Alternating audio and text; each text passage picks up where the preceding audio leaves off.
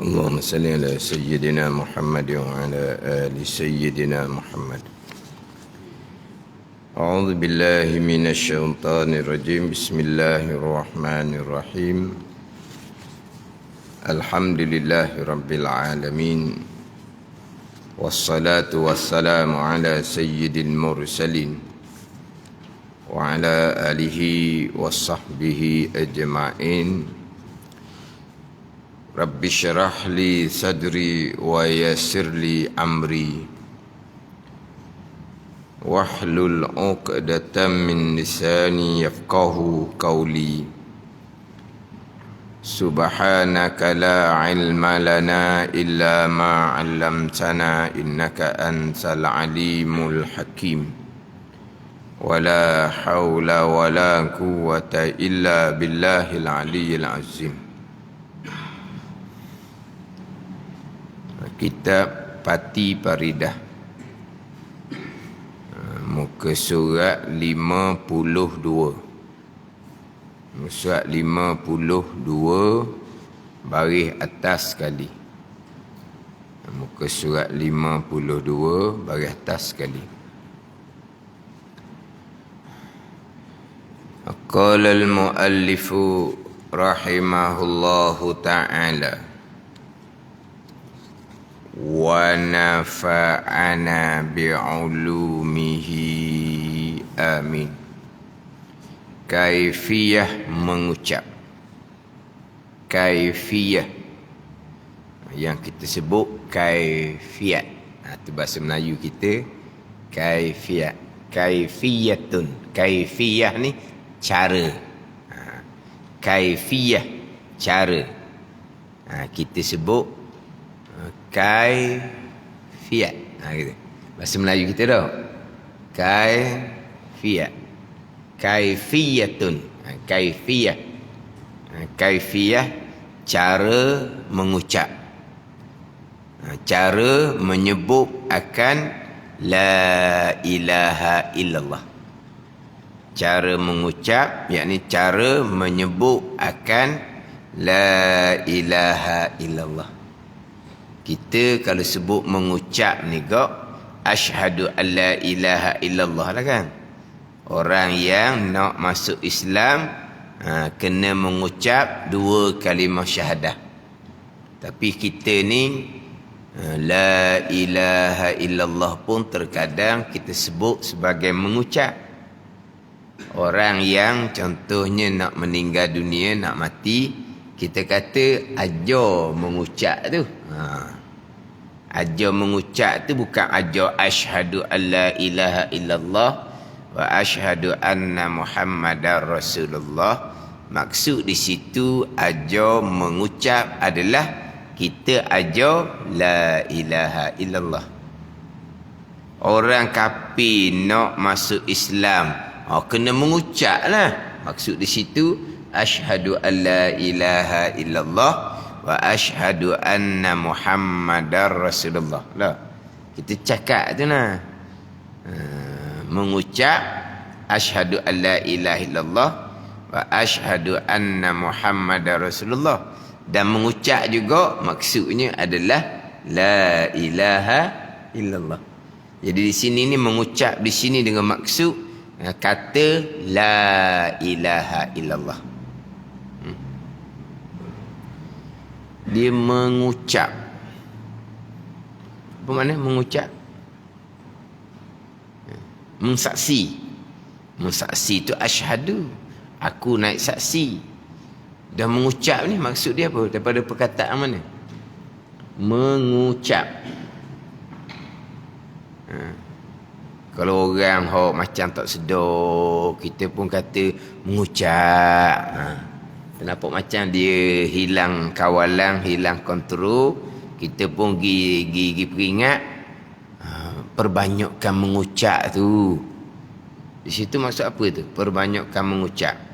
Asyhadu alla ilaha illallah ke la ilaha illallah. Kemudian mengucap tu. Apa maksud mengucap? Ucap ni cakap tau. Makna orang kata berilah ucapan sikit. Ucap tu cakap. Dan mengucap Apa dia?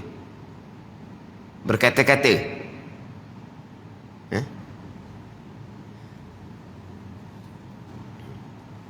Ku ni. Mengucap 2 kalimah syahadat. Mengucap akan la ilaha illallah. Gitu. Mengucap ni makna berkata-kata tu. Tu mana bahasa kita. Kita faham sebenarnya, tapi sebenarnya makna maksud dia apa? Mengucap ni. Kata. Mengucap 2 kalimah syahadah kalau nak masuk Islam dengan makna kata. Kata akan 2 kalimah syahadah. Ajar mengucap dengan makna ajar kata la ilaha illallah. Kan ucapan ni kan perkataan kan. Oh, ucapan yang ucapan yang bernah. Mana apa tu? Cakapan yang bernah. Kan gitu. Mana mengucap ni mengata. Mengucap akan 2 kalimah syahadah dengan makna mengata akan 2 kalimah syahadah. Ajar mengucap orang nak mati dengan bahawa ajar supaya dia kata la ilaha illallah. Gitu. Kita ni cakap pandai. Apa benda kita cakap tu makna dia? Makna dia kita faham lah. Kita faham tau. Tapi kalau tanya betul benar, apa makna dia? Tak erti nak jawab. Mana mengucap ni kata lah. Kalau di sini kau kata la ilaha illallah. Sebab kita bicara sekarang adalah la ilaha illallah. Yang terdahulunya bicara berkaitan dengan nafi dan isbat. La ilaha illallah. Nafi dan isbat. Jadi sekarang ni pembicaraan adalah la ilaha illallah. Mengucap ni maknanya kata akan la ilaha illallah ataupun sebut akan la ilaha illallah. Gitulah. Itu maksud mengucap. Nak masuk Islam kena mengucap 2 kalimah syahadah, kena kata 2 kalimah syahadah. Kaifiyah mengucap, cara kita nak kata la ilaha illallah. Dan telah berkata ulama bahawa mesatukan Allah. Mesatukan Allah. Mana apa ni? Mentauhidkan Allah. Mesatu mana? Mensatukan Allah. Bukan mensatu dengan makna menyatukan Allah dengan makhluk. Mensatukan Allah dengan makna mentauhidkan Allah. Mentauhid tu mensatukan, mengesakan. Tapi kalau sebut kata mensatukan Allah ni jadi janggal sikit lah. Kalau kata mengesakan Allah, baru mengesakan Allah. Sini mensatukan Allah dengan makna mengesakan Allah, dengan makna mentauhidkan Allah. Dan telah berkata ulama bahawa mensatukan Allah mana mengesakan Allah, mentauhidkan Allah dengan la ilaha illallah.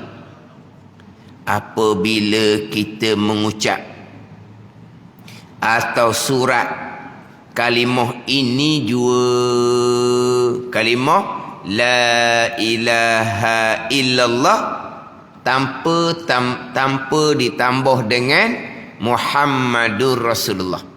Dia hanya mengucap, dia hanya menyebut, mengatakan ataupun menulis. Surat ni menulis kalimah ini juga, kalimah la ilaha illallah juga, tanpa menyebut, tanpa menulis akan Muhammadur Rasulullah.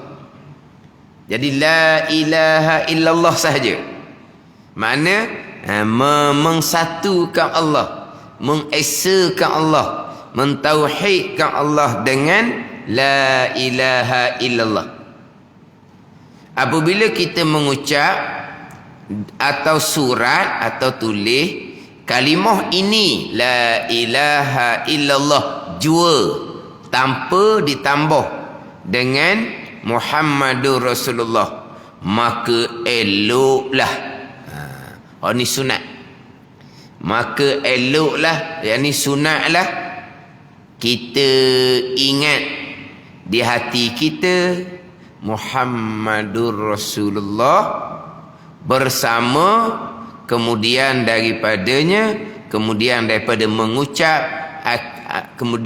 mengucap atau mensurat menulis akan kalimah la ilaha illallah. Eloknya sunat dia gitu. Kalaulah kita hanya kata la ilaha illallah tanpa ditambah dengan Muhammadur Rasulullah, ataupun kita surat, kita tulis la ilaha illallah tanpa kita tulis Muhammadur Rasulullah, maka eloklah, mana sunat kita ingat di hati kita Muhammadur Rasulullah bersama, kemudian daripada mengucap ataupun mensurat menulis akan la ilaha illallah. Sebab terkadang memang kita hanya disunatkan menyebut la ilaha illallah jua, kita tidak disunatkan mengucap ataupun menyebut Muhammadur Rasulullah. Kan tak ni? Ada ketika memang kita disunatkan hanya mengucap menyebut la ilaha illallah, tidak disunatkan kita ditambah dengan Muhammadur Rasulullah. Ada ketika seumpama tu, maka kita pun hanya mengucap menyebut akan la ilaha illallah saja di lidah kita. Kita tidak tambah akan Muhammadur Rasulullah, sebab tak sunat pun kita tambah dengan Muhammadur Rasulullah. Maka ketika kita tidak disunatkan tambah dengan kata, dengan ucap ni katalah, bukan di hati. Kita tidak disunatkan tambah dengan Muhammadur Rasulullah, maka Muhammadur Rasulullah tu kita eloknya, sunatnya kita ingat di hati. Mana contoh hanya disunatkan mengucap menyebut la ilaha illallah? Contohnya ketika kita nak talqinkan orang yang mati. Kita nak talqinkan orang yang mati, tidak disunatkan tambah dengan Muhammadur Rasulullah. Sebab Nabi suruhnya laqinu mautakum la ilaha illallah. Talqinkan, ajarkan oleh kamu akan orang yang hendak mati, talqin ajar la ilaha illallah.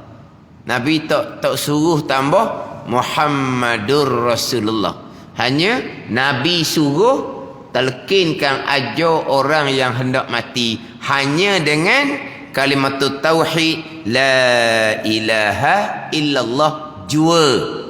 Nabi tak kata laqinu mautakum la ilaha illallah Muhammadur Rasulullah. Nabi tak kata gitu. Nabi hanya suruh ajar la ilaha illallah, maka kita hanya disunatkan ajar la ilaha illallah, kita tidak disunatkan ajar Muhammadur Rasulullah.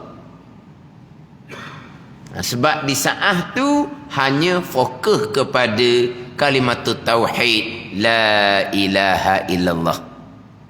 Hak Muhammadur Rasulullah yang menyampaikan hukum syariah kepada kita, tak ada dah kita nak mati dah. Tak ada dah semayang, tak ada dah puasa, tak ada dah perintah-perintah syariat yang dibawa datang oleh Rasulullah, tak ada dah. Habis dah. Hak kewajipan hukum syarak yang disampaikan oleh Rasulullah, tak ada dah. Selepas daripada tu kita menghadap Allah Subhanahu wa taala. Maka ketika nak menghadap Allah ni hanya fokus kepada la ilaha illallah. Ada ni.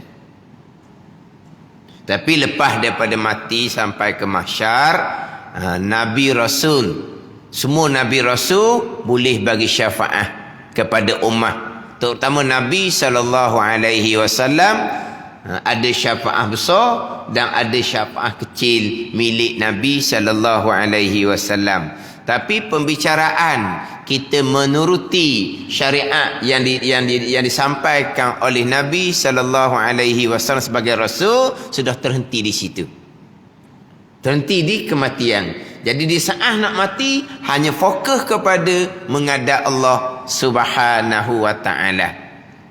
Sebab itulah Nabi hanya menyuruh lakinu mautakum la ilaha illallah jua. Tidak Nabi suruh tambah bersekali dengan Muhammadur Rasulullah. Ini kedudukan kalimatut tauhid. Ini kita maklum sangat dah. Dan saya pun sudah sebut berulang kali berkaitan dengan kalimatut tauhid la ilaha illallah. Afdalu zikri la ilaha illallah. Nabi kata selebih berzikir la ilaha illallah. Afdalu ma qultu ana wan nabiyyuna min qabli la ilaha illallah. Selebih-lebih barang yang aku kata dan selebih-lebih barang yang nabi-nabi sebelum aku kata. Apa dia? La ilaha illallah. Miftahul jannah la ilaha illallah. Anak kunci syurga la ilaha illallah. Man kana akhiru kalamihi la ilaha illallah dakhala jannah. Siapa yang akhir kalamnya la ilaha illallah serta di hatinya mengiktikadkan la ilaha illallah masuk syurga. Ini kedudukan la ilaha illallah, kalimatut tauhid, kalimah mengsatukan, mengesakan, mentauhidkan Allah Subhanahu wa taala. Mentauhidkan Allah pada zat, mentauhidkan Allah pada sifat, mentauhidkan Allah pada perbuatan, terutama mentauhidkan Allah pada perbuatan, tidak mensyirikkan Allah pada perbuatan. Mulut la ilaha illallah, sebaliknya hati mensyirikkan Allah pada perbuatan, maka tak ada nilai mulut kata la ilaha illallah. Hak mensyirikkan Allah pada perbuatan nilah akhir-akhir zaman ni banyak golongan-golongan yang mensyirikkan Allah pada perbuatan. Termasuk di kalangan mereka yang tidak disangka-sangka terpesong. Mereka yang tidak disangka-sangka terpesong ni orang agamawan yang tidak disangka-sangka terpesong. Sebaliknya mensyirikkan Allah Subhanahu wa taala pada perbuatan, seumpama i'tiqad Mu'tazilah Qadariyah. Sekarang ni banyak mereka yang berpegang dengan i'tiqad Mu'tazilah Qadariyah, mengesakan Allah pada perbuatan, tidak mensyirikkan Allah pada perbuatan, tidak mengesakan Allah pada perbuatan. Ini kemah molek. Perbuatan Allah hanya sebahagian, yang besar-besar tu perbuatan Allah. Hak berlaku di kita kecil-kecil ni, gerak diam ni, bukan lagi perbuatan Allah, perbuatan hamba sendiri dengan keizinan Allah. Tapi Allah yang gerak diamkan hamba, tidak, hamba sendiri dengan keizinan Allah. Apa makna Tuhan izin? Tuhan tidak halang, Tuhan tidak sekat, Tuhan beri upaya dah. Tuhan beri upaya, Tuhan beri kuasa, Tuhan beri tenaga, Tuhan beri kudrah. Upaya, kuasa, kudrah itulah yang menggerak diamkan. Itu jelas nyata Mu'tazilah Qadariyah yang mensyirikkan Allah pada perbuatan, hukam muttasil pada perbuatan. Ketika kita bicara berkaitan dengan atau wahdaniyah, sifat yang keenam dahulu.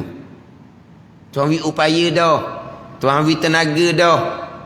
Tuhan pun tidak menghalang hamba yang gerak diam sendiri, pilih buat baik, pilih serta buat perkara baik, pilih serta buat perkara jahat. Maka hamba yang memilih dan melakukan sendiri baik dan jahat, hamba akan dipertanggungjawabkan di hari akhirat. Kalaulah pilihan dan perbuatan tu adalah tetap perbuatan Allah, macam mana pula hamba yang tidak ada apa-apa kena bertanggungjawab pada hari akhirat? Tak logiklah seumpama tu. Itu akal Mu'tazilah yang terpesong, yang mensyirikkan Allah pada perbuatan. Sekarang ni timbul isu-isu ni sekarang ni. Ada orang bangkitkan, ada mereka yang terang-terang mensyirikkan Allah pada perbuatan. Maka ada orang highlightkan, ni dia ni mensyirikkan Allah pada perbuatan. Barulah orang perasan, gitu pegangan dia. Tapi yang mensyirikkan Allah pada perbuatan, dia mengulangi balik hujah dia tu. Mengulangi balik hujah dia, hak mensyirikkan Allah pada perbuatan tu. Tapi tak katalah dia mensyirikkan Allah. Tapi apa yang diulangi, apa yang dipertahankan adalah mensyirikkan Allah pada perbuatan. Tak ada la ilaha illallah. Ni kalimah tauhid ni, kalimah la ilaha illallah. Kan ada kan? Kami datang untuk bawa kalimah la ilaha illallah. Apa makna? Kami bawa kalimah la ilaha illallah. Maknanya kalimah la ilaha illallah tulis khauk molek, bubuh dalam frame, lepas tu pakat bawa gitu. Dah bawa kalimah la ilaha illallah. Jadi la ilaha illallah budah frame molek, lepas tu pakat bawa. Maknanya bawa kalimah mentauhidkan Allah Subhanahu wa ta'ala. Apa yang kami bawa? Kami bawa ini pembicaraan akidah untuk mentauhidkan Allah Subhanahu wa ta'ala. Pembicaraan iman untuk mentauhidkan Allah Subhanahu wa ta'ala. Ni kena bawa molek ni. Jangan duk fikir-fikir hok ni. Hok bab iman ni tak boleh nak fikir-fikir. Kena ajar molek. Kena jelaskan molek apa maksud kami bawa kalimah la ilaha illallah. Kalimah mengesakan Allah. Kena jaga pula situ. Jangan terhenti hanya di kalimah la ilaha illallah. Tak letak sempadan molek, dia boleh terundur pula kepada Jabariyah. Jaga pula situ. Hak Qadariyah mensyirikkan Allah pada perbuatan, hak tu dia punah awal-awal dah di kalimah tauhid la ilaha illallah. Comel dah kalimah tauhid la ilaha illallah, mengesakan Allah pada perbuatan. Kena letak sempadan molek, kena letak pagar molek. Tak letak sepadan pagar molek, dia terundur kepada Jabariyah pula. Tu kena kemahlah. Sebab kitab kita ni lepas dah dah hak tajuk ahli sunnah, Qadariyah, Jabariyah, hak di muka surat 41 dahulu. Kan surat 41 dahulu kan bicara berkaitan dengan ahli sunnah wal jamaah, Jabariyah dan juga Mu'tazilah, Qadariyah. Di muka 41 dahulu. Hak Mu'tazilah Qadariyah ni, terlucuk kalimah la ilaha illallah. Kejak dah dengan kalimah la ilaha illallah, kena letak pagar molek. Takut dia terundur kepada akidah Jabariyah pula. Mengesakan Allah pada perbuatan, segala-gala perbuatan Allah, diri pilihan kita pun perbuatan Allah, diri gerak diam usaha kita perbuatan Allah. Tapi kok mana pun kita di sunnah wajib berpegang hamba ada pilihan dan perbuatan, walaupun hakikinya pilih hamba adalah perbuatan Allah, walaupun hakikinya gerak diam hamba berusaha adalah perbuatan Allah. Tak ada pilihan hamba, tak ada perbuatan hamba hakikinya, keesaan Allah pada perbuatan, tapi tetap wajib berpegang hamba ada pilihan dan perbuatan, tapi hanya pada zahir lah. Hakikatnya tetap balik kepada keesaan Allah pada perbuatan. Jaga situ. Tak jaga situ, dia boleh terundur kepada akidah Jabariyah. Jadi kita kena kemah ni kalimat tauhid la ilaha illallah. Bicara akhirah, bicara tauhid, bicara iman, bicara akidah. Persoalan barzah, persoalan akidah. Setengah menyatakan persoalan barzah akan ditanya akan sekalian pegangan. Ada setengah menyatakan akan ditanya sebahagian daripada bab pegangan. Tapi bicara akhirah lepas dia mati adalah bicara iman, bicara akidah, bicara tauhid. Nak mati pun fokus kepada la ilaha illallah. Tak ada dah suruh tambah dengan la ilaha illallah Muhammadur Rasulullah. Tak ada dah. Sebab apa? Selesai dah situ.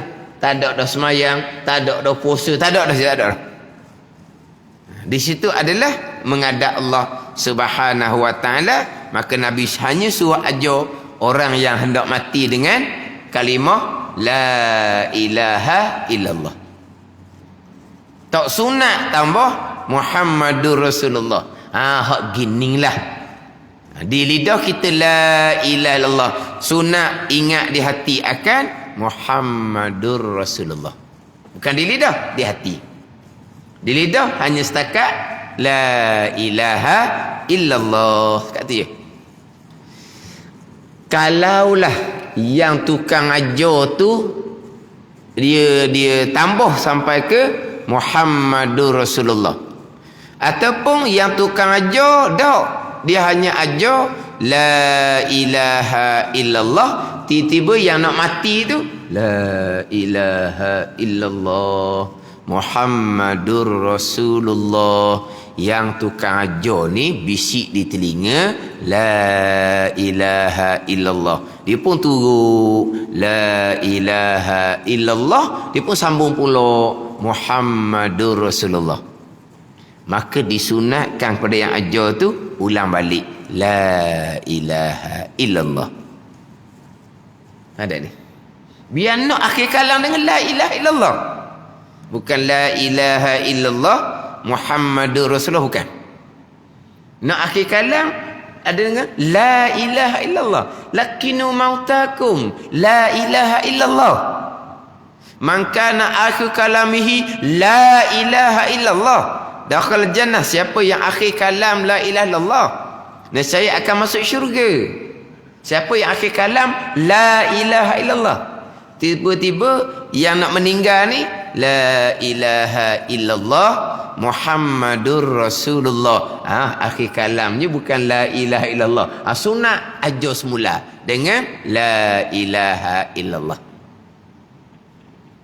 Jangan tukang ajar yang dia ajar la ilaha illallah Muhammadur Rasulullah ni kena cicit telinga lah tukang ajar tu. Kata talqin dia pun pergi la ilaha illallah Muhammadur Rasulullah, kita jetik telinga dia. La ilaha illallah kata sudah lah. Mana kalau terajar tambah Muhammadur Rasulullah, ataupun tak ajar Muhammadur Rasulullah, tapi yang nak mati ni disambung kepada Muhammadur Rasulullah, disunatkan kita ajar kembali dengan la ilaha illallah. Walaupun ada pandangan menyatakan tak ada, berhentilah setakat tu sudah, sempurna dah 2 kalimah syahadah, tak apalah. Walaupun dia tambah dengan Muhammadur Rasulullah, okay, senyap sudah. Ada pandangan yang berpandangan seumpama tu. Tapi satu pandangan tak ada. Sebab Nabi hanya sebut, Nabi hanya suruh ajar la ilaha illallah. Nabi hanya sebut man kana akhiru kalamihi la ilaha illallah dakhal jannah. Siapa yang akhir kalamnya la ilaha illallah, nescaya masuk syurga. Habis jadi macam Nabi kata itulah. Kalau tambah dengan Muhammadur Rasulullah, maka tak sama dengan macam Nabi kata. Maka disunatkan ulang balik dengan la ilaha illallah. Gitu. Jangan pula gitu aja asyhadu alla ilaha illallah wa asyhadu anna Muhammadar Rasulullah. Dia ajar mengucap 2 kalimah syahadah. Tu dalam drama. Ada. Sebab dalam drama tu, hok mati tu, esok ada pula dalam drama. Tak mati pun. Hok mati tu lah. Ke mati sungguh? Ada orang sanggup berlakon, bayar mahal, hok mati sungguh. Ada? Tak ada. Oh, tak ada dalam drama. Asyhadu an la ilaha illallah wa asyhadu anna Muhammadar Rasulullah. Tak sunat gitu. Melainkan. Ada juga. Orang nak mati, sunat kita ajar dengan asyhadu an la ilaha illallah wa asyhadu anna Muhammadar Rasulullah. Bukan kalau kita betul-betul harap dia mengucap dua kalimah syahadah, wajib kita kena ajar dengan dua kalimah syahadah. Siapa ni? Orang nak mati tu orang kafir. Orang kafir nak mati, yang mana kita dengan dia baik dan dia punya cita-cita nak masuk Islam tu disebut sok mudah. Nak masuk Islam, suruh dia mengucap, dia kata nanti dulu. Nak masuk Islam, suruh dia mengucap, dia tangguh dulu. Pandai ni. Tapi dia punya cita-cita, dia punya minat tu, nak daripada agama. Tapi dia nanti dulu, lepas tu tangguh sampai masa nak mati. Ni barulah kita ajar dia dengan asyhadu an la ilaha illallah wa asyhadu anna Muhammadar Rasulullah. Itu betul ada. Ajar orang nak mati dengan dua kalimah syahadah. Siapa ni? Orang nak mati hak bukan Islam, yang diharapkan Islam. Yang sangat-sangat diharapkan Islam. Sebab apa? Sebab hidup cerita semua nak masuk Islam. Dia cerita semua nak masuk Islam, tapi dia tangguh.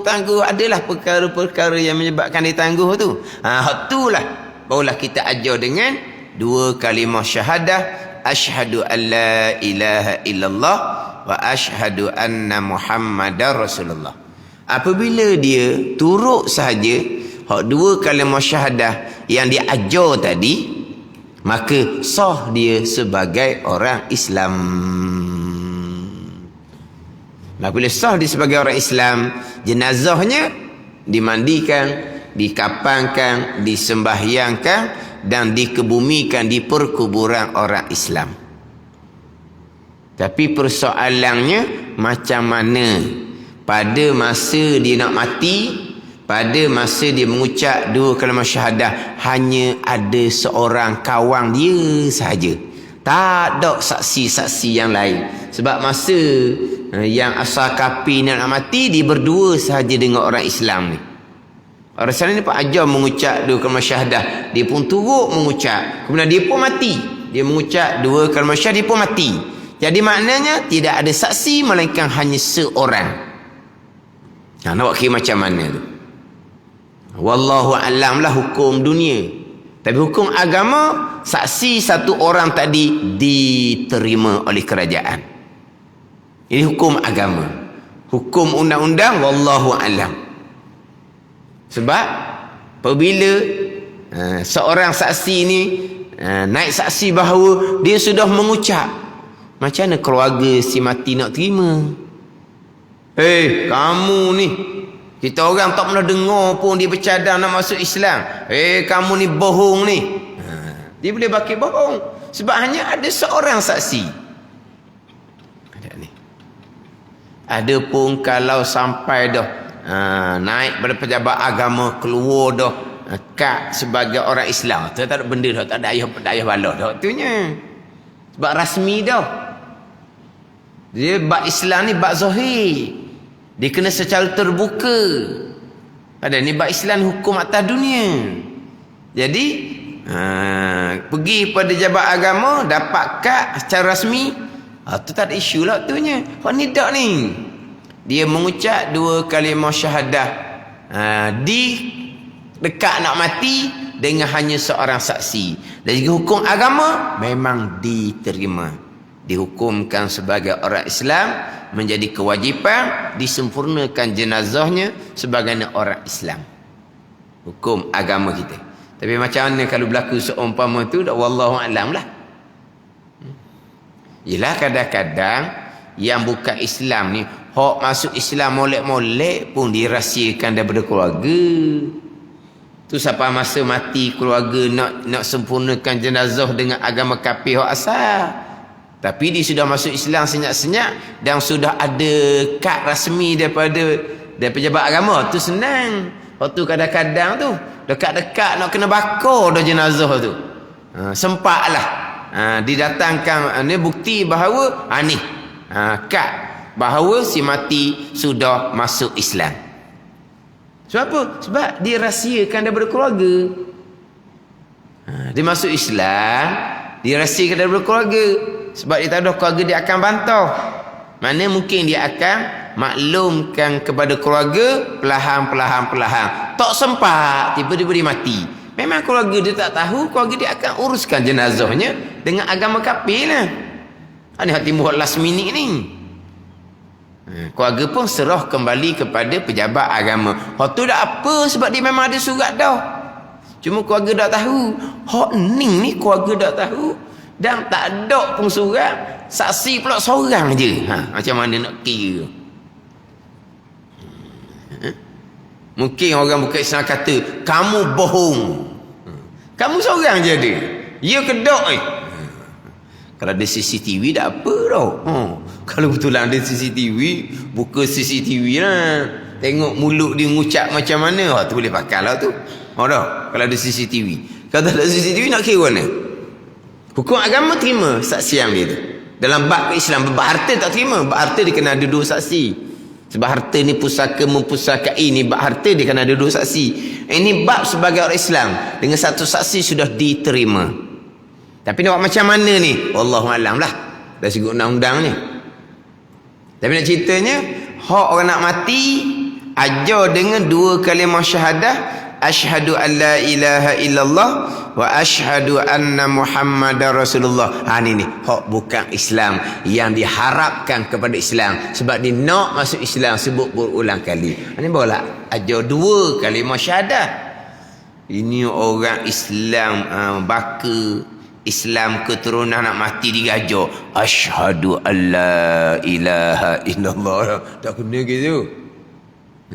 Cuma sunat ajar la ilaha illallah jua. Tak sunat tambah dengan Muhammadur Rasulullah.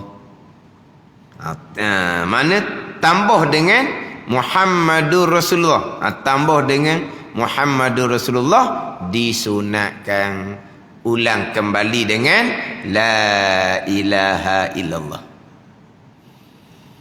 Dia hak berkaitan dengan kita ajar kalimatut tauhid la ilaha illallah ni ada adab-adab dia lah.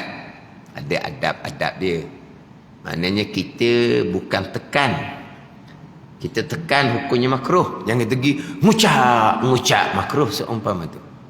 Kita menekan orang yang ketika sakaratul maut. Orang dalam keadaan huru-hara seumpama tu, kita tekan pula. Ngucap. Hukumnya makruh. Kita hanya pergi bisikkan dengan la ilaha illallah. Dia pun turut berhenti. Ada ni. Selagi tidak bercakap dengan perkataan lain, berhenti. Jadi aja. Tadi dah. 1-2 jam dah. Kalau dia nazak mula-mula tu, dia sudah ucap dengan la ilaha illallah. Tadi dah. Kena baru semula sebab 1-2 jam dah. Tak ada. Baru-baru tak ada. Sebab itu akhir kalam. Dah. Itu akhir percakapan dia. Walaupun 1-2 jam tak mati lagi. Itu akhir kalam dia sudahlah. Tak nak baru-baru lah. Ada ni. Jangan dah mikir pula 1-2 jam. Expire dah. Baru pula. Tak ada. Sampai ke esok pun tak ada. Dia bercakap. Barulah kita ajar semula dengan la ilaha illallah. Bila dia bercakap sahaja, akhir kalam dia sudah perkataan lain. Dia bercakap sahaja nak air, dia kata. Jadi akhir kalamnya nak air. Ketika tu barulah kena ajar semula la ilaha illallah. Ajar masih di tengah berat lah. Jangan pula nak minum air, kita ajar pula la ilaha illallah. Letak di dia orang dah harga nak air, dia kena ajar la ilaha illallah. Mari air dulu. Kena pandas ini. Yang nak ajar tu pula disunatkan bukan yang menerima pusaka. Bukan yang menerima pusaka dan bukan orang yang berkelahi dengannya. Pandai ni. Sunat. Bukan yang menerima pusaka. Yang bukan penerima pusaka ni contoh menantu. Yang bukan menerima pusaka contohnya cucu. Tu. Itu aja. Bukan anak-anak yang menerima pusaka. Sunat je. Pada ni. Takut timbul tohmahan. Oh, kuat aja mengucap. Sebab apa nak suruh mati cepat? Sebab apa? Sebab nak makan pusaka. Mana? Kita makan pusaka anak nak ajar. La ilaha illallah. Sungguhnya ajar. Sebab apa? Sebab ayah ni nazak dah. Ajar. Hak nazak ni segar semula. Masa ayah tengah-tengah tak bersedar tu, dengar ayah dengar Mok kuat ajar ayah mengucap nak arti ke? Mana? Takkan mati segar semula. Kan ada orang kan nampak nak mati dah. Segar semula. Dia pun ingat ayah masa tu walaupun sedar tak sedar pun sedar tak sedar pun dengar tu kamulah yang sungguhnya nak saya mati. Sebab tu ajar la ilaha illallah. Sebab apa? Kamu nak makan pusaka gitu. Takut timbul tomahan. Maka disunatkan yang ajar bukan penerima pusaka. Kalau tak ada. Yang ada hanyalah penerima pusaka sahaja. Suruh yang paling hampir dengan arwah yang ajar. Anak-anak ada belaka ni. Hak timbul pusaka tak ada orang lain. Suruh hak paling hampir dengan hak nak mati. Hak bosu ke gitu. Suruh hak paling hampir. Tomahan akan jadi kurang sedikit. Apa ada ni? Ni hak sunat je, bukan kata salah. Anak yang menerima pusaka ajar la ilaha bukan. Cuma disunatkan. Begitu juga jangan yang ajar tu orang yang memusuhi. Sebab apa? Memang nak suruh mati. Sebab balah. Pada ni. Tapi kalau tak ada orang lain dah pada masa dia nazak, cuma ada kawan dia hak balah dah dengan dia yang ada situ, dia ajarlah. Tapi kalau ada orang lain, suruh lain gajar. Sebab apa? Sebab dia balah dengan hak nazak tu. Akan timbul tamah lah pulaknya. Oh, mentang-mentang lah balah. Suka sangat nak suruh mati. Sebab tu dia ajar, la ilaha illallah. Agama jaga belaka tu. Agama jaga belaka. Disunatkan yang ajar, la ilallah bukan penerima pusaka dan bukan yang bermusuhan. Yang balah bukan. Sunat. Gitu je. Tapi biasanya yang ajar anak lah yang ajarnya. Walaupun menantu ada. Surah menantu ajar. Menantu hok kuat sangat nak harta pusakanya. Dia sudah lapis yang kedua. Atau pandai dia nak kecek lah waktunya. Ada ni. Hok anak sebenar dak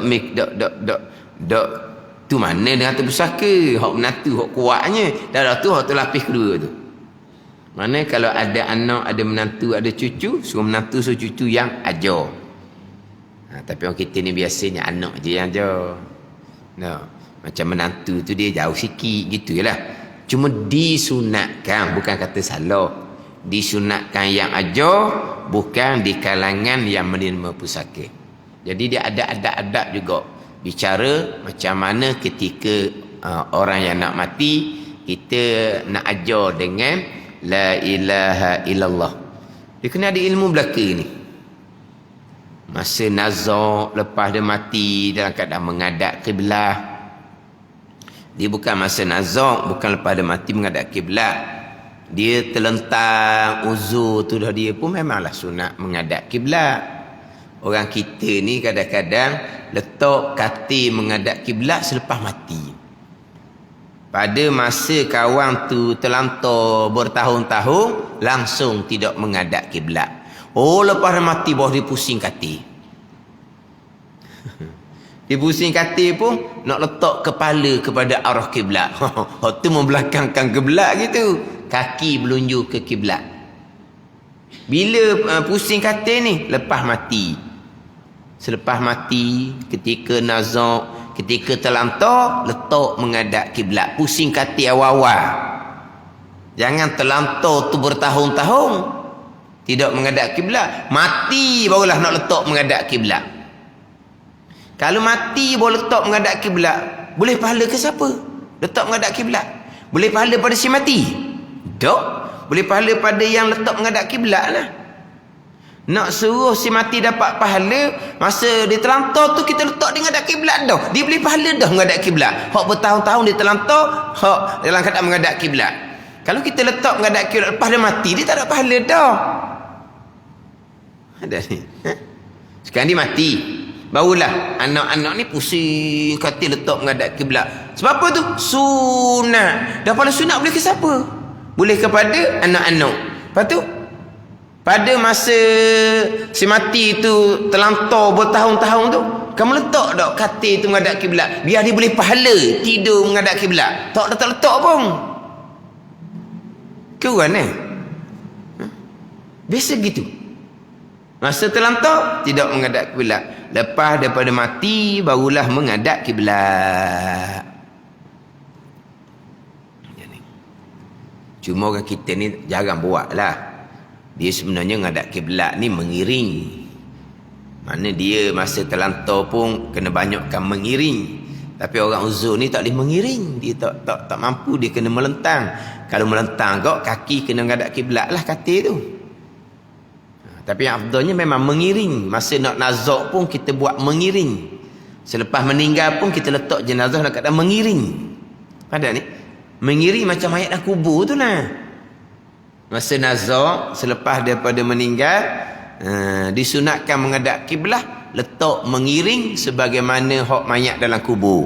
Tapi itu jarang kita buat. Satu laginya melentang. Melentang dengan bahawa kaki menghadap kiblat. Itu dipanggil menghadap kiblat ketika melentang atas belakang.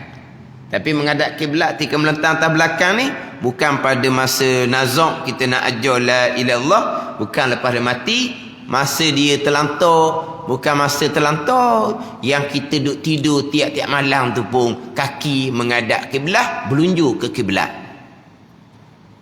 Itu tidur menghadap kiblat. Dia kata orang tua marah. Orang tua suruh letak kepala ke kiblat. Kalau letak kepala ke kiblat, letak kepala ke kiblat, makna bukan menghadap kiblat. Itu menghadap Jepun. Tak ada Jepun. Kan matahari naik tu kan Jepun kan. Dia pun menghadap muka ke matahari naik. Menghadap ke Jepun sebab orang tua ni dia ngaji dengan askar Jepun. Askar Jepun suruh tidur menghadap ke Jepun kan. Ke ikut pada pandang timur. Dulu pandang timur tu. Dulu kan. Pandang timur, maka masa tidur pandang ke timur. Tak, kita pandang ke kiblat tidur, bukan pandang ke timur. Kan? Bukan dulu dasar kerajaan pandang ke timur. Orang pun pakat tidur pandang ke timur. Muka kaki menghadap ke timur. Itu menghadap Jepun, membelakangkan kiblat. Tidur melentang menghadap kiblat, kaki itu berunjuk ke kiblat. Orang tua marah, kita tak pakai buah orang tua, kita pakai hukum syarak. Jadi selama-lama tidur membelakangkan kiblat, tidur dah lah banyak 7-8 jam tanpa pahala menghadap kiblat. Sebab apa? Sebab membelakangkan kiblat, dia ikut ajar orang tua. Dia menghadap kiblat sama ada mengiring macam mayat dalam kubur, menghadap kiblat sama ada melentang, kaki berunjuk kepada kiblat. Itu dipanggil menghadap kiblat. Dan memang ada orang sudah meninggal nak pusingkan katil, nak pergi kepala ke kiblat, ada kaki. Tapi bukan pada masa nazak, bukan pada masa lepas dia mati. Sebelum tu pun biarlah menghadap kiblat. Jadi banyak perkara yang kita nak kena bicara, nak kena belajar. Lepas dia mati nak buat macam mana, baca apa, tutup mata, letak kain di dagu, ikat di kepala. Lepas tu kita kita lipatkan dia punya ni panggil apa, sendi-sendi. Ada ni. Sendi-sendi tu kita buat lalu dah. Bila dah lambat buat dia dikerah. Pada ni. Lepas tu pakaian hak ada kita tukar, letak umpama tu jelah. Tak mau pakaian yang menekan tubuh. Dia punya kena bicara hak adab-adab. Ketika nak mati, selepas mati macam mana orang hidup nak buat. Bukan cerita orang mati dah ni, cerita orang hidup. Macam mana cara nak buat. Itu semua ada ilmu belaka tu.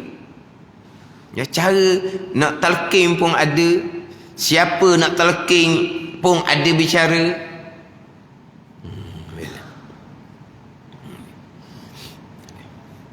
Jadi hak pada masa nak mati sunat ajar hanya dengan kalimat tauhid la ilaha illallah, tidak sunat tambah Muhammadur Rasulullah. Maka Muhammadur Rasulullah sunat kita ingat di hati. Di antara laginya yang memang tidak disunatkan tambah Muhammadur Rasulullah adalah ketika kesudahan azan. Ketika kesudahan azan, ketika kesudahan iqamah adalah la ilaha illallah. Kesudahan azan, iqamah adalah la ilaha illallah. Allahu akbar, Allahu akbar. Kesudahannya akhirnya dengan la ilaha illallah. Akhir dengan la ilaha illallah. Tuk bila sama, tukang iqamat sama, tok sunat tambah Muhammadur Rasulullah.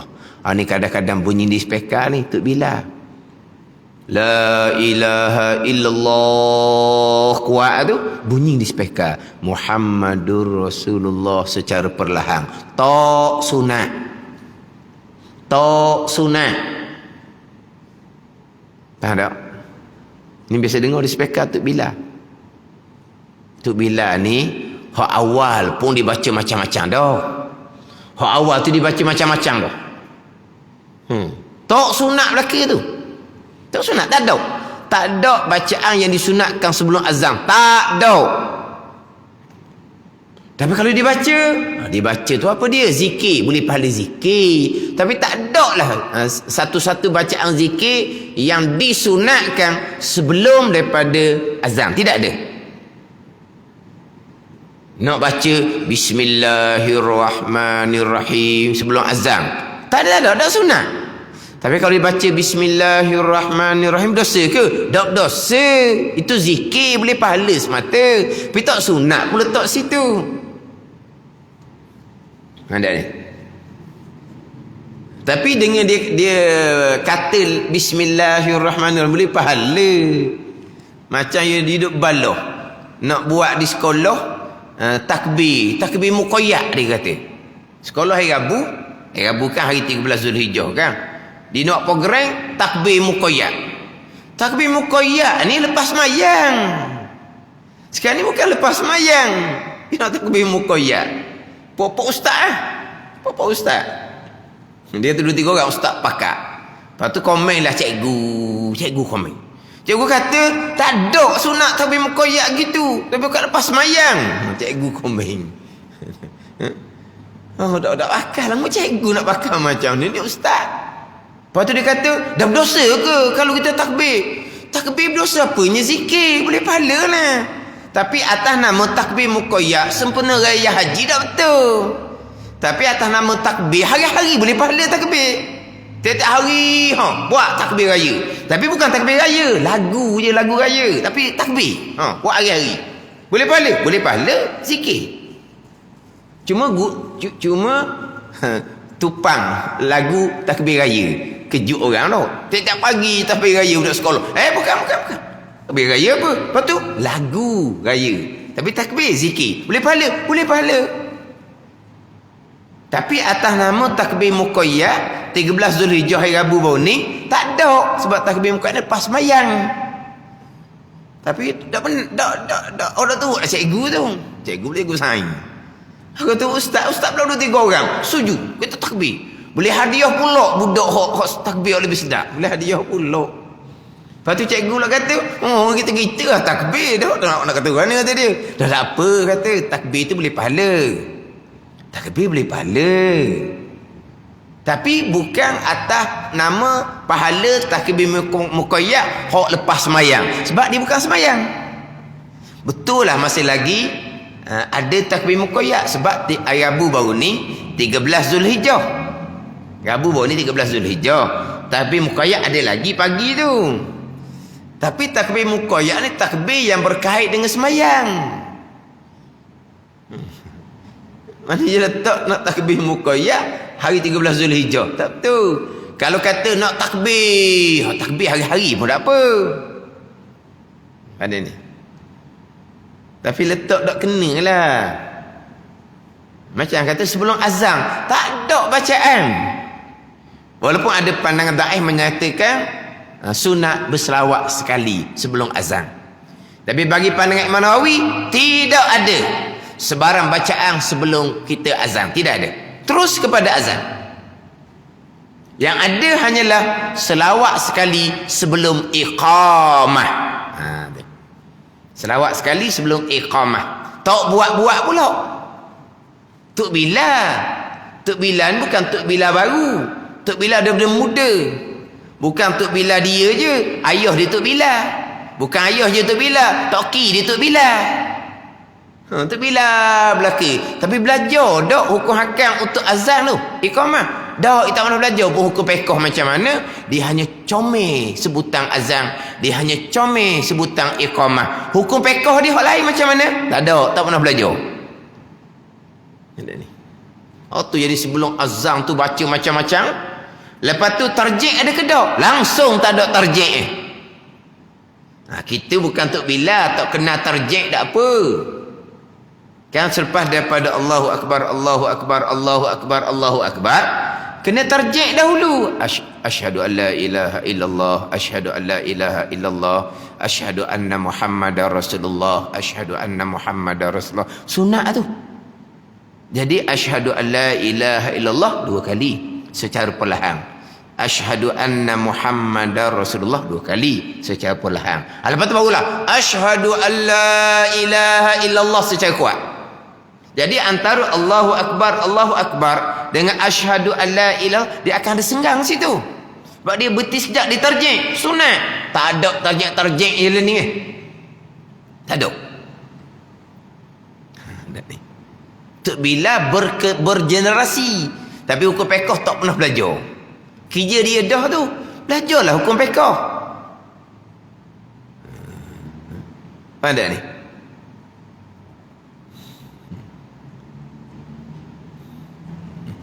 Ada pula, ini bukan masjid surah. Dia kata awal belaka. Perlahan. Asyhadu an la ilaha illallah, dia kata dulu baru dia ingat kuat. Hal lain pun sama juga. Hayya 'alas salah. Hayya 'alas salah. Hayya 'alas salah. Lepas tu hayya 'alal falah. Hayya 'alal falah. Bola hayya 'alal falah.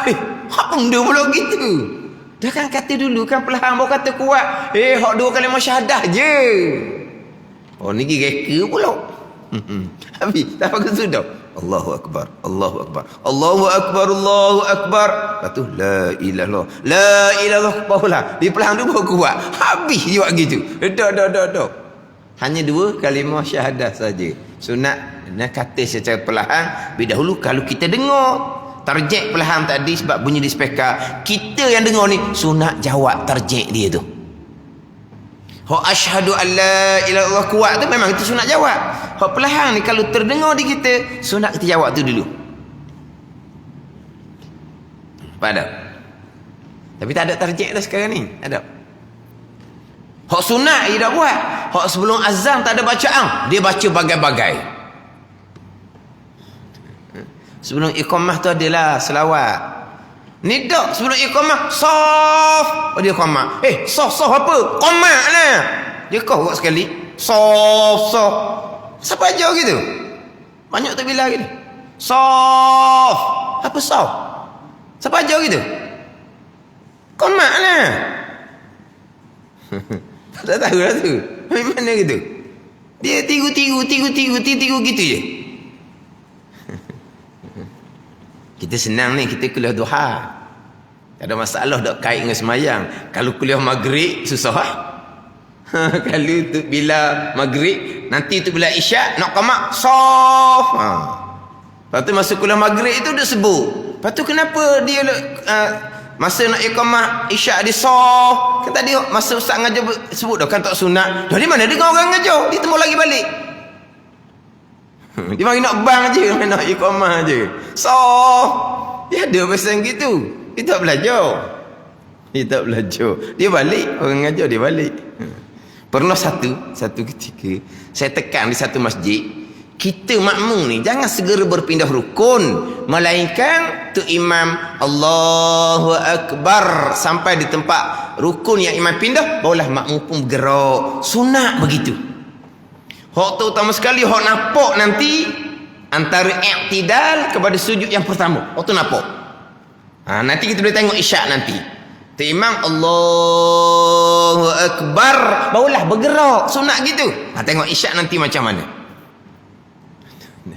Siapa time semai isyak, tu imam pun sami Allah liman hamidah. Lepas tu kalau cepat pun tak nampak. Tegak i'tidal, tu imam pun Allah. Hak sama cepat dengan tu imam, tu bila belakang tu. Hak makmum ramai-ramai ni tunggu belaka. Lepas tu kata, apa tu bila? Dia tak ngaji, dia lari masa orang ngajar. Jadi tu bila hak belakang tu imam. Mana tu imam gerak daripada i'tidal sikit je, dia bergerak dah. Nak sekali dengan tu imam. Jadi tu bila kan? Baru tadi maghrib tadi, peringat dah. Kita nanti boleh tengok nanti. Daripada i'tidal pada sujud yang pertama, mai isyak nanti boleh nampak. Orang ramai-ramai ni comel belaka. Tu imam daripada i'tidal Allahu Akbar, barulah bergerak.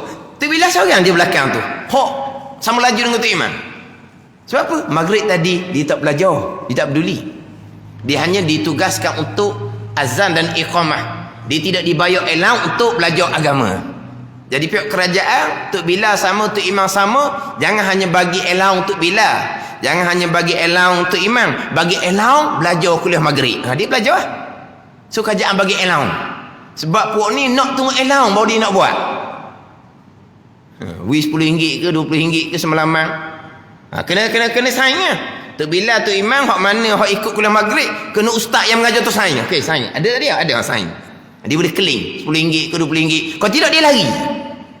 Sebab dia hanya mari bertugas untuk elang dia saja. Kalau imam bertugas imam, kalau Bila bertugas Bila. Belajar kuliah maghrib bukan tugas dia. Lepas tu dia tak peduli.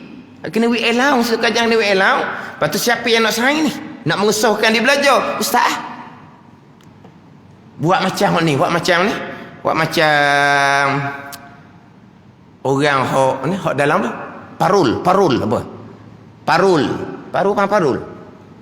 Parul ni orang hok bawa keluar lokat tu. Saya mula-mula kejut kok. Dia mari ustaz tolong saya ustaz Saya benda pula. Saya mengesahkan saya masuk keluar ustaz. Kenapa? Dia macam tu lah, macam parul. Mana dalam tempoh percubaan ke apa? Ketakut gitu orang hok bawa keluar. Jadi kita saing lah. Saing baru kita mengesahkan dia ada tadi. Abang apa tu? Bukan paru dah, dipanggil percubaan ke apa? Dia baru dibebaskan. Tapi dia kena apa yang dia kena saing lah. Mana kita mengajar saing.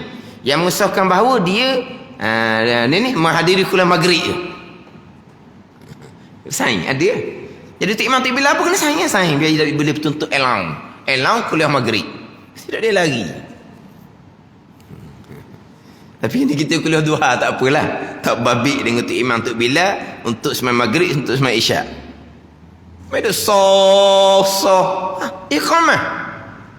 Lepas tu bila makmum disunatkan bangun, selepas tu bila iqamah ni, bila tu imam sunat bangun, bila anak makmum sunat bangun, itu khilaf pandangan mazhab pula. Kalau mazhab Hambali, dia antara hayya alal falah dengan qarqamatis salah.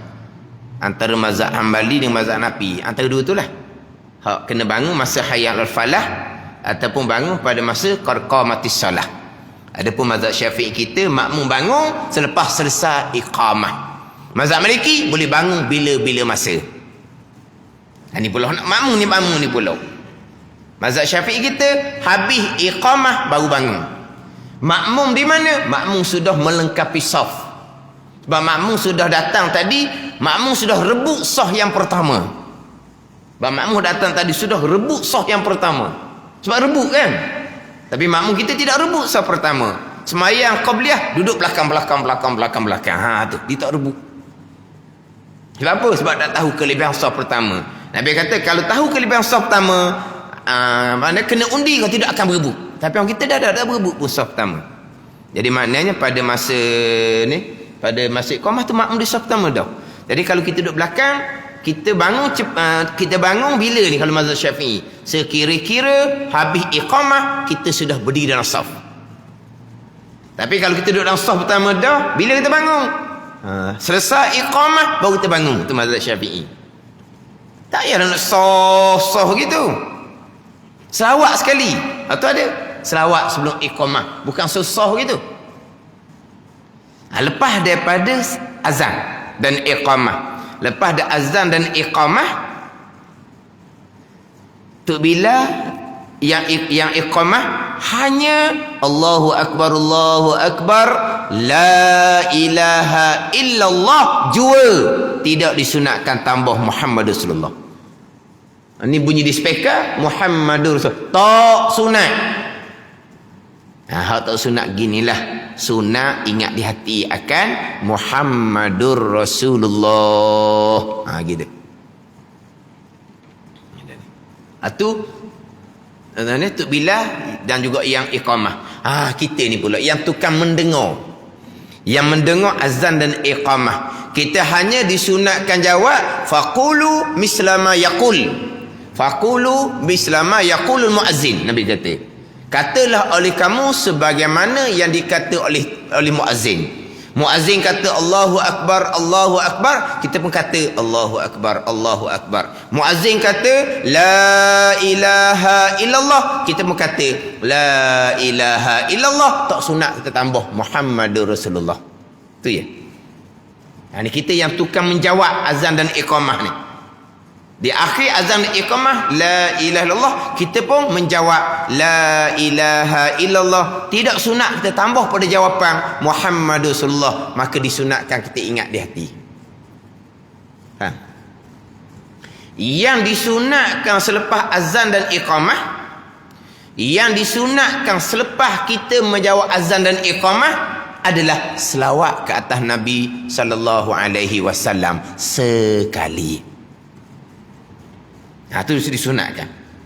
Mana tu bila la ilaha illallah, tak sunat tambah Muhammad Rasulullah. Sunat selawat Allahumma salli wa sallim ala sayyidina Muhammad, barulah angkat tangan berdoa.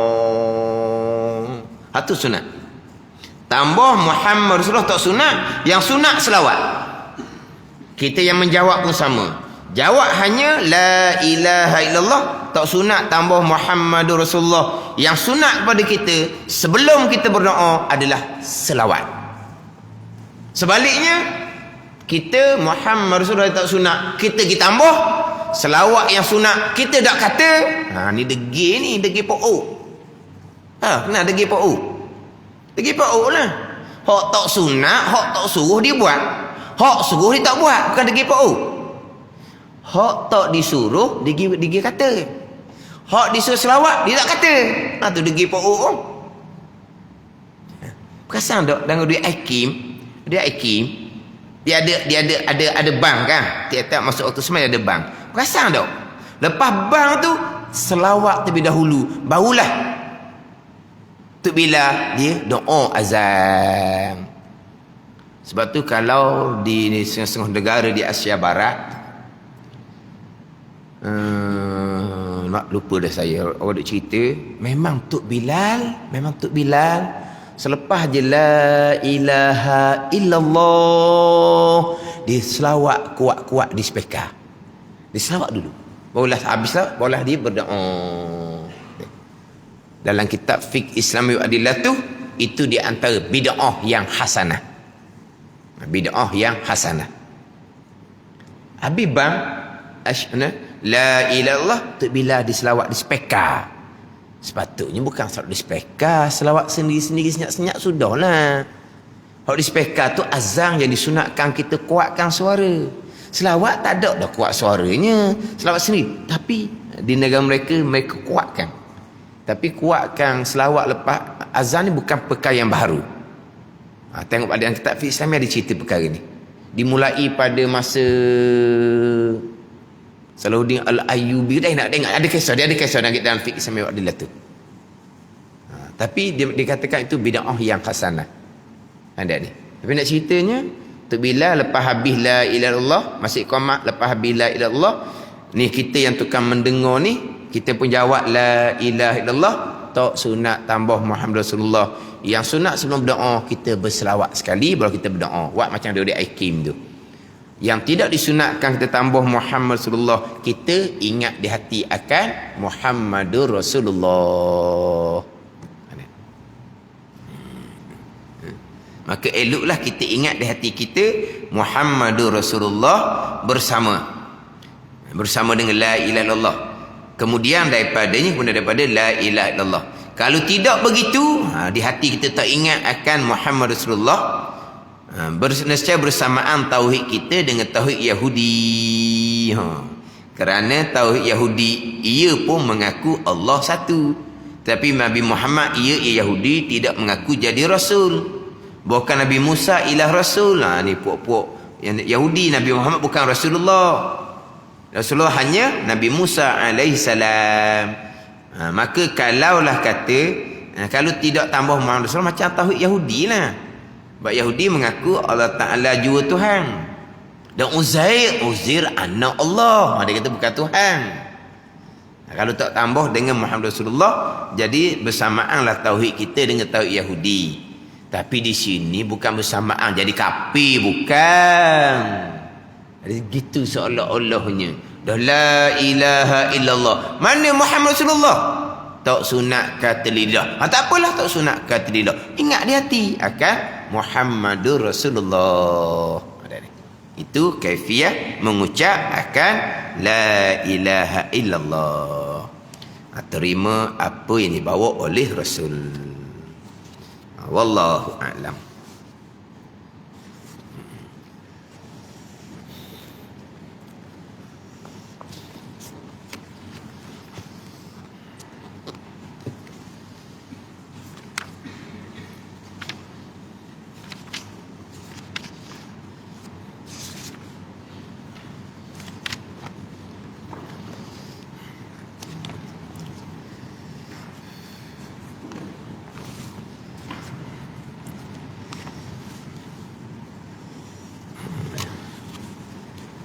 Kita minggu lepas tak ada kelas.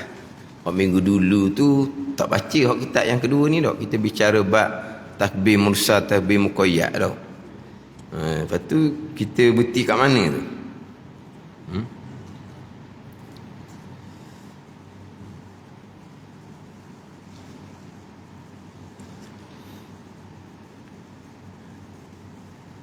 Kemudian maka engkau ambil pula air satu cebok situ. Ya. Tunggu surat 13 baru yang ketiga daripada bawah. Surat 13 baru yang ketiga daripada bawah. Kalau hak tebal tu muka surat 30. Tak, hak tebal surat 30. Qala al-muallifu rahimahullahu ta'ala wa nafa'ana bi'ulumihi amin. Kemudian maka engkau ambil pula air satu cebok dan basuh olehmu akan mukamu. Kau nak baca tadi? Mukamu. Min waw ka alif min waw. Mukamu min waw kaf alif min waw. Tapi min waw tu suku, kaf alif min waw satu kalimah. Ayat gitu. Jadi dicerai. Jadi kalau kita nak baca kok, dan basuh olehmu akan mu. Lepas tu kamu dah. Mu min waw disenggang sikit, kaf alif min waw. Nak aja mana? Dan basuh olehmu akan mu kamu 3 kali. Mu sebab min waw disenggang. Kalau hak nipi, kalau hak tebal, tebal eja lain hak tebal. Hak tebal dan basuh olehmu akan min waw kaf alif min. Mukam jadi yo. Min waw kaf muka. Lepas tu kamu kaf alif min kamu. Ni hak tebal. Muka min waw kaf. Lepas tu kamu kah alif min. Mana? Mukam lah. Ni dia bukan, dia muka dengan kamu tu dia cerahkan. Hak nipih ni. Maka basuh olehmu akan min waw mu. Lepas tu disenggang kah alif min waw. Kah alif min waw kamu. Dia min waw kah alif sekali. Lepas tu muka kamu. Ni cerita kam belaka ni. Ejaan jawi hak nipih, ejaan jawi hak tebal, ejaan jawi yang berbeza. Ejaan yang berbeza antara hak nipih dengan hak tebal. Dan basuh olehmu akan muka kamu 3 kali. Basuh 3 kali. Niat daripada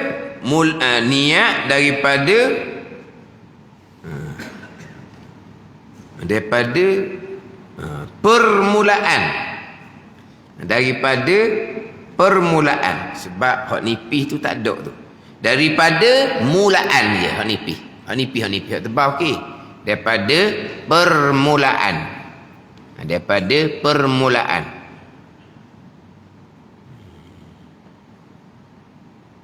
hak dia hak nipih tu tak ada, daripada mulaan, nak ada permulaan. Dan basuh olehmu akan muka kamu 3 kali. Niatkan daripada permulaan dahimu hingga dagumu hingga telingamu keduanya. Kemudian maka engkau ambil pula air 1 cebok dan basuh olehmu akan muka kamu 3 kali. Ini adab ketika berwuduk. Yang mana dalam kitab Ihdatus Salikin ni dia membicarakan hak sunat dan hak rukun serentak, dicampur lalu dah. Kemudian di penghujung adab wuduk barulah didatangkan rukun wuduk ada 6 perkara boleh didatangkan. Tapi permulaan ni dicampur. Daripada basuh pergelangan tangan, berkomoh-komoh masuk ke hidung, pergi pula pada basuh muka serta niat. Dia akan buat dia akan campur antara hak rukun dan juga hak sunat. Dia akan sekalikan hak rukun dan hak sunat. Kemudian di hujung tu barulah di hujung tajuk adab wuduk ni barulah didatangkan bermula rukun wuduk ataupun fardu wuduk ada 6 dia akan datangkan. Tapi sekarang ni dicerita secara sekali antara perkara yang sunat dan juga perkara yang wajib. Dan basuh olehmu akan mukamu 3 kali. Niatkan daripada permulaan dahimu. Niat wuduk ni ketika permulaan daripada permulaan dahimu hingga dagumu hingga telingamu keduanya. Jadi niat tu dia permulaan dahi. Ni kadang-kadang salah pemahaman. Dalam kitab Ihdatus Salikin ni niatnya di permulaan ketika air sentuh dahi. Kita berniat wuduk. Niat wuduk dia akan bicara di hadapan niatnya macam mana. Dia akan bicara niatnya macam mana. Tapi niat wuduk ni bila ni? Daripada permulaan dahi. Niat situ. Tiba-tiba bila basuh muka bermula dari dahi, ketika air sentuh dahi, niatnya tak dapat lagi. Sampai air tu sampai ke pipi baru niat dapat. Dia kata tak jadi. Kena buang semula. Tak jadi air tu. Sebab niat ni di permulaannya di dahi. Bukan di tengah pipi, bukan. Hak ni bicara hak berkaitan dengan kita berwuduk, kita cebok. Ada cebok? Cebok ni mana kita cekak air daripada koloh. Bila kita basuh muka ni kan, air yang satu ni turun ke bawah. Jadi permulaan kena dahi ni tiba-tiba niat tak mari. Niat mari sampai pipi baru niat mari. Pada ni. Tak jadi. Adapun kalau bubuh muka bawah pahit, air yang bertukar-tukar tak timbul lah. Pandai ni. Sebab air duduk dahi, daripada dahi tu pipi kan, itu bermuka bawah pahit. Dapat niat. Air di sini dah dapat niat. Pandai ni.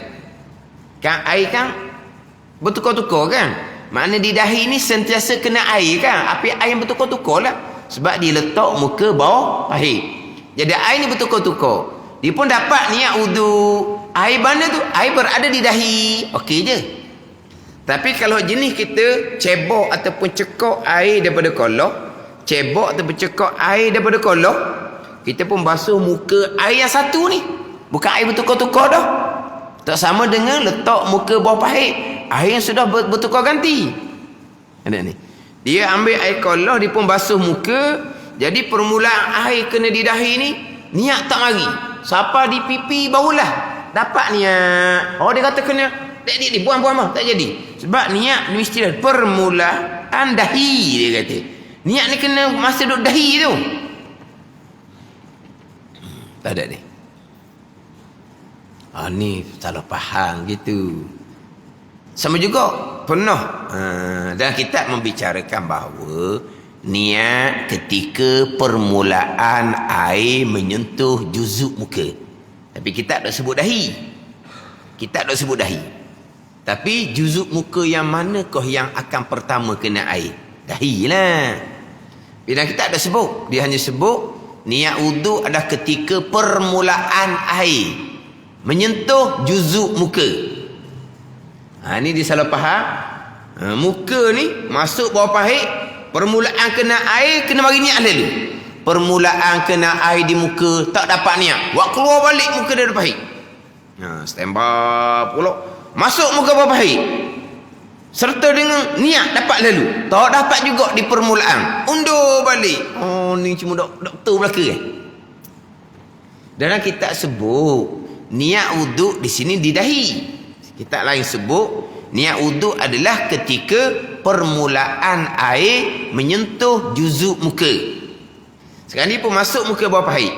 Jadi apabila air kena di muka di permulaan tu, tak dapat niat, dia pun undur balik. Sebab apa? Sebab di permulaan kena air tak mari niat, undur balik. Masuk semula, tak ada niat juga, undur balik. Dia niat di ketika permulaan air kena muka, hak permulaan yang dikira sebagai wudu. Maknanya kalau letak muka bawah pahit, air duduk curah-curah di muka ni, niatnya belum dapat, maknanya belum lagi diiktibarkan, belum lagi dikira sebagai ambil wudu. Sebab niat tak masuk lagi. Niat masuk saja, itulah permulaan wudu. Dia gitu je. Nak permulaan yang diiktibar, yang dikira sebagai wudu, hak permulaan berserta dengan niat. Tapi kalau permulaan letak air bawah pahit, niat tak mari lagi, tak panggil permulaan lagi. Niat pun dapat, itulah dia permulaan basuhan wudu kali yang pertama.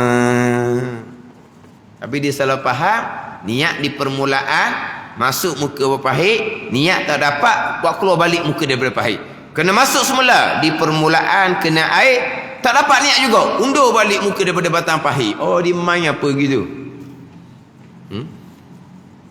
Ni orang jauh belaka ni. Masuk muka bawah pahit. Ni bab meniga. Nak dapat basuhan kedua, ketiga, kena buat keluar muka daripada pahit ni. Baru masuk, dapat sunat basuhan muka kali kedua. Buat keluar balik. Masuk, dapat ni basuhan sunat kali yang ketiga. Selagi letak muka bawah pahit, tak keluar-keluar muka, hanya dapat basuhan kali pertama. Tak ada kedua, tak ada ketiga sunat.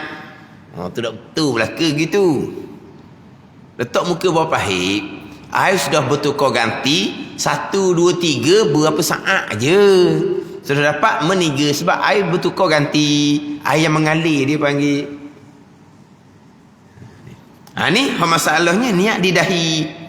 Sebab apabila kita cekok air macam air kolah, kita pun basuh muka.